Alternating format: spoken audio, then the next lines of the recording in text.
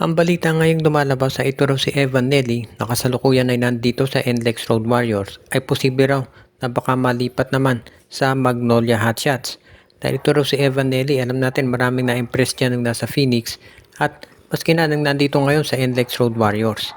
Pero ngayon daw mukhang interesado ang Magnolia na ma-acquire ito dahil nakikita nila na ito'y pwede maging future partner sa backcourt nitong si Jerome Lastimosa. Kaya nga sa tingin ko, bagay talaga yan, no? At ready raw na i-offer ng Magnolia ang isang future draft pick para sa nasabing point guard. Kung sa bagay, marami namang mga ibang gwardiya dito sa NLEX Road Warriors na pwedeng magamit si Coach Jimmy Alapag at marami din sila makukuha sa draft. So hindi masyadong magiging makawalan sa kanila si Evan Nelly just in case nga iyan ay kunin ng Magnolia Hotshots. Tsaka mas mataas yung draft pick ng NLEX kumpara sa Magnolia, so it makes sense talaga na ang Magnolia magustong makuha itong si Nelly at ito namang NLEX can afford nila na ibigay itong si Nelly dahil meron silang draft pick para kumuha ng mga point guard kung kinakailangan. Si Evan Nelly ay ever since sumali sa PBA yan, nagiging backup na, no? At very solid yung kanyang playmaking.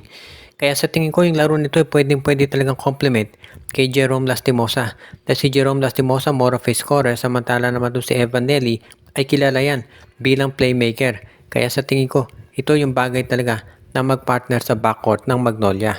Pwede naman talaga na future draft pick ang ibigay ng Magnolia dyan dahil syempre kung ikaw rin naman itong NLEX Road Warriors, alam mo na maganda yung future ng team mo at kung mag-iipon ka ng draft picks ba pwede yan para doon sa iyong team. Kaya isa to doon sa mga sensible trades na pwedeng gawin itong Magnolia Hotshots ngayon at nitong si Coach Jimmy Alapag ng NLEX. If ever matuloy yan, sa tingin ko itong si Evan Nelly, fit na fit yan dito sa Magnolia, lalo na at may balita nga na baka si Paul Lee ay matrade na. At pwedeng maging mentor nitong si Nelly, si Mark Baroka.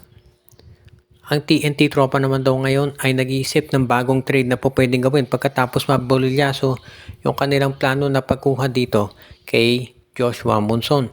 So ngayon daw naghahanap sila ng ibang wingman na pwedeng ma-acquire.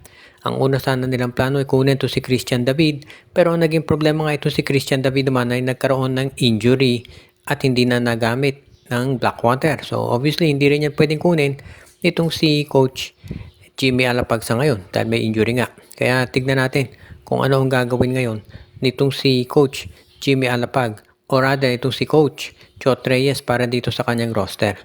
Marami naman tayo dyan nakikita na ibang pwedeng maging options, no? Pero so far mukhang yung pagkuha dito sa nasabing player dito katulad nitong sila Bearfield, baka yan ang piliin ni Coach Chot Reyes o di kaya naman baka itong si Shawnee Winston, pwede rin na si Jason Brickman or si Bong Quinto. Maraming mga options pero hinahanap daw ngayon ng TNT ay yung isang wingman at isang scorer preferably. Kung two-way player, yung mahusay sa depensa katulad ni Glenn Cobontin, mas maganda. So yan daw yung kinoconsider at pinag-aaralan mabuti ditong si Coach Chot Reyes.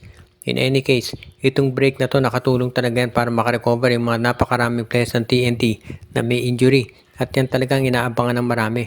Yung resurgence ng TNT, lalo na at wala pang kasiguraduhan. Yung pagbabalik nitong si Justin Brownlee. Ito si RHJ, siguradong babalik na yan. At ngayon nga mukhang ito ng problema nitong TNT tropa talaga. O rather nitong Hinebra. Samantalang ang TNT naman ay kasado na at ready nang palakasin pa itong kanilang lineup. Kaya nga itong si Coach Chot Reyes, alam niya na dapat ngayon yung panahon para mag-take advantage itong TNT sa napakagandang sitwasyon na nag-open up para dito sa kanilang roster na manalo ulit ng isa pang kampyonato sa Governors Cup.